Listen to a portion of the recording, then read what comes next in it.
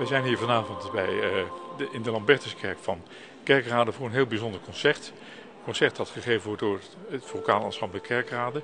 En de reden waarom u nou mij in beeld heeft, is dat ik als bestuurslid van de Verenigde Nederlandse Korenorganisaties Limburg het genoegen heb om meer bekendheid te geven aan de koorzang in Limburg.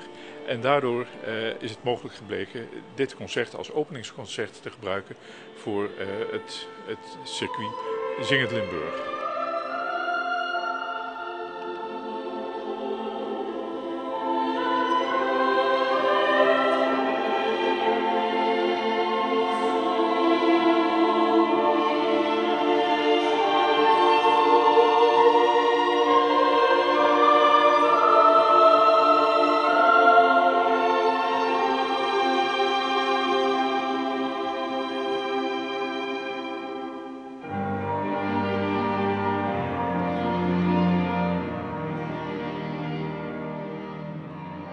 Wat we beogen is vooral om meer bekendheid te geven aan de koren in Limburg, die vaak hun eigen trouwe aanhang hebben, maar waarvan andere mensen eigenlijk niet weten dat ze bestaan, dat ze prachtige werken zingen en wanneer ze naar die concerten toe zouden kunnen gaan. We hebben daartoe een bundeltje gemaakt dat gratis verspreid wordt onder alle aanwezigen en andere mensen die daartoe de belangstelling te kennen hebben gegeven.